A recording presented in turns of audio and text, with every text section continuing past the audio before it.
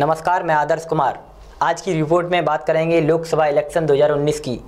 इसमें बात होगी उत्तर प्रदेश की 15 वीवीआईपी सीटों की। आप सबके सामने एक सवाल जरूर है कि क्या नरेंद्र मोदी दोबारा प्रधानमंत्री बनेंगे। रिपोर्ट शुरू करने से पहले 5 बड़े सवाल आपको बताते हैं। पहला सवाल है कि क्या 2019 में 2014 का एक्शन रिप्ले होगा। इस पर देश की ही नहीं विदेशों की भी निगाहें टिकी हुई हैं। बात करते हैं दूसरे सवाल की, क्या उत्तर प्रदेश बिहार में बीजेपी की बाहर आएगी या फिर यहाँ बीजेपी का पत्ता साफ हो जाएगा। अब बात करते हैं तीसरे सवाल की, क्या प्रियंका गांधी बदलेंगी योगी मोदी के गढ़ का गणित या फिर प्रियंका फैक्टर हो जाएगा कमजोर। सवाल नंबर 4, उत्तर प्रदेश की गतिविधि से मोदी का होगा राज तिलक या नहीं। अब अंतिम और 5वां सवाल, क्या महागठबंधन भारी पड़ेगा। मायावती और अखिलेश यादव का जो गठबंधन हुआ है वह भारतीय जनता पार्टी को कहां तक रोकेगा। ये आज के 5 सवाल थे, लेकिन हम अब आपको बताते हैं कौन सी वो वीआईपी सीटें हैं जहां मुकाबला होगा कड़ा और ज़बरदस्त, जहां कई दिग्गज होंगे मैदान में। हमारे सहयोगी शकील अहमद बताएंगे आपको उत्तर प्रदेश के वीआईपी सीट्स के बारे में। उत्तर प्रदेश की 15 वीवीआईपी सीटें इस तरह हैं। बात सबसे पहले शुरू करते हैं प्रधानमंत्री की सीट बनारस की। देश की निगाहें इस सीट पर सबसे ज्यादा हैं। इसका कारण है कि यह सीट मोदी की है। 2014 लोकसभा में प्रधानमंत्री मोदी ने अपने निकटतम प्रतिद्वंदी आम आदमी पार्टी के अरविंद केजरीवाल को 3,71,784 वोटों के अंतर से हराया था। मोदी को कुल 5,81,022 वोट मिले थे। वहीं दूसरे स्थान पर अरविंद केजरीवाल को 2,09,238 मत मिले थे। अब बात करते हैं गोरखपुर सीट की। इस सीट पर बीजेपी का दुर्ग माना जाता है। 1989 से इस सीट पर बीजेपी का कब्जा रहा है। उत्तर प्रदेश के मुख्यमंत्री योगी आदित्यनाथ ने पिछले 5 बार से सांसद रहने के बाद पिछले साल उत्तर प्रदेश के सीएम बनने के बाद यहां की लोकसभा सदस्यता से इस्तीफा दे दिया था।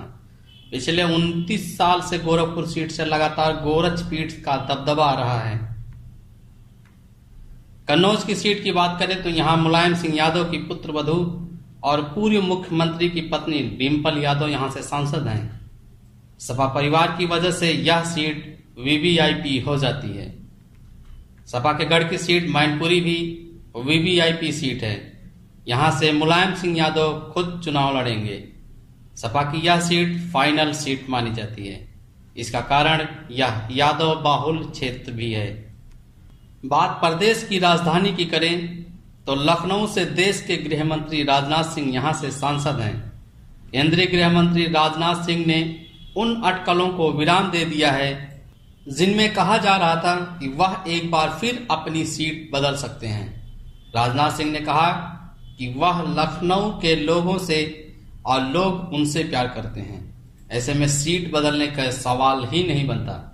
बता दें कि चर्चा थी कि लखनऊ से वर्तमान सांसद राजनाथ सिंह इस बार दिल्ली से लगे गौतम बुद्ध नगर से लोकसभा चुनाव में उतर सकते हैं। वैसे तो लोकसभा चुनाव देश के मुद्दे पर लड़ा जाता है, लेकिन स्थानीय मुद्दों का भी महत्व होता है। 2014 में विकास के मुद्दे पर चुनाव लड़ा गया था, लेकिन लखनऊ का मुद्दा था रोजाना का लगने वाला जाम, सुरक्षा, सड़क, बिजली, पानी, अनियमित कॉलोनियों का नियमितीकरण आदि। हालांकि जाम से निजात पाने के लिए शहर को स्वच्छ बनाने के लिए कई कार्यक्रम चलाए जा रहे हैं। वहीं शहर की ट्रैफिक व्यवस्था को पटरी पर लाने के लिए सरकार रोज नए नए प्लान तैयार कर रही है। अगली सीट की बात करें तो आजमगढ़ भी वीवीआईपी सीट में आता है। वर्तमान में यहां मुलायम सिंह यादव सांसद हैं, लेकिन अब मुलायम सिंह यादव मैनपुरी लोकसभा सीट से चुनाव लड़ेंगे। साल 2014 के चुनाव में मुलायम सिंह यादव ने यहां भाजपा के बाहुबली कैंडिडेट रमाकांत यादव, बसपा के शाह आलम उर्फ गुड्डू जमाली और कांग्रेस के उम्मीदवार अरविंद कुमार जायसवाल को भारी मतों से हराया था।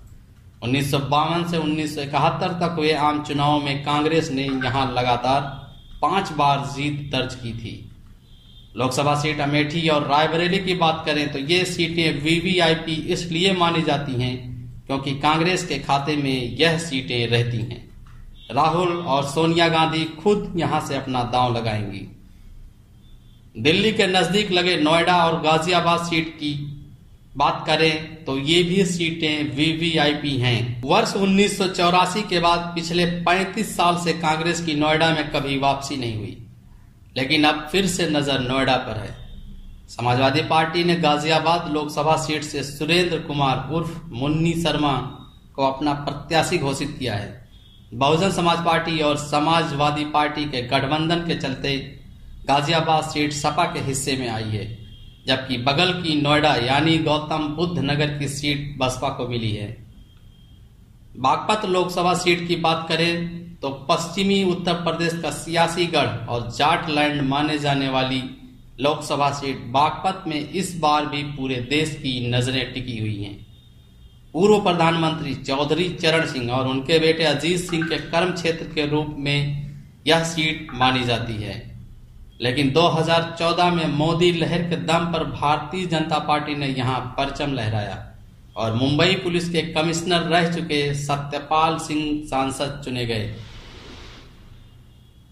मुजफ्फरनगर की बात करें तो पश्चिमी उत्तर प्रदेश की सबसे चर्चित लोकसभा सीटों में से एक मुजफ्फरनगर पर हर किसी की नजर टिकी है। यह क्षेत्र अभी भारतीय जनता पार्टी के कब्जे में है। 2014 के लोकसभा चुनाव से पहले 2013 में यहां हुए दंगों ने सियासी दंगल खड़ा कर दिया था, जिसके बाद से ही इस सीट पर हर किसी की नजर रहती है।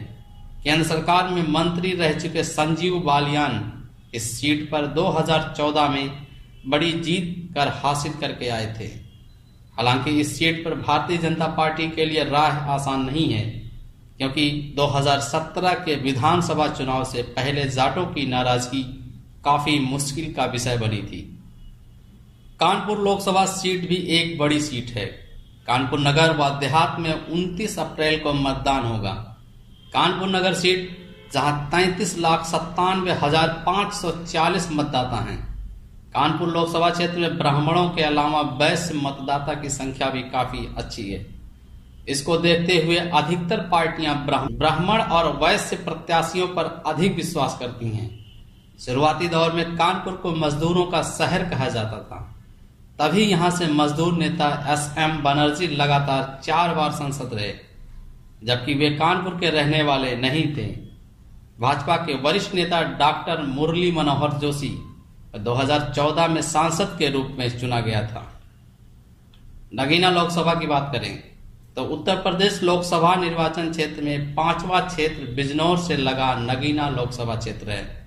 नगीना पहले बिजनौर का ही हिस्सा था, पर भारतीय परिसीमन आयोग की सिफारिश पर 2008 में इससे अलग निर्वाचन क्षेत्र बनाया गया। नगीना आरक्षित सीट है। यह सीट 2009 लोकसभा चुनाव से पहले ही अस्तित्व में आई थी।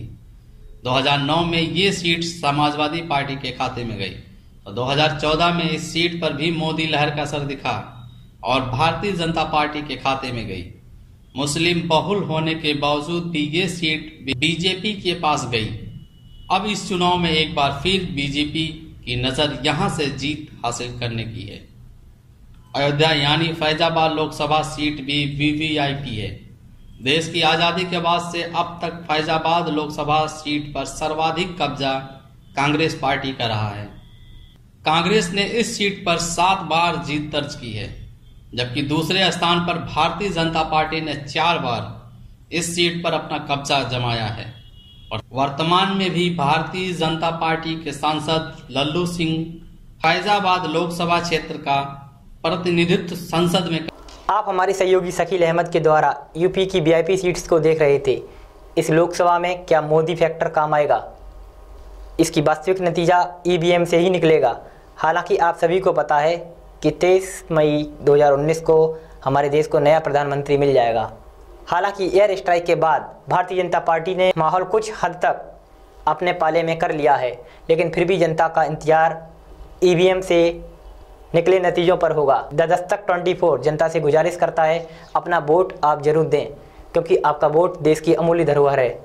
सच्चे को चुने, अच्छे को चुने। हम फिर मिलेंगे एक नई खबर और एक नए अंदाज में एक नए मुद्दे के साथ। तब तक के लिए नमस्कार।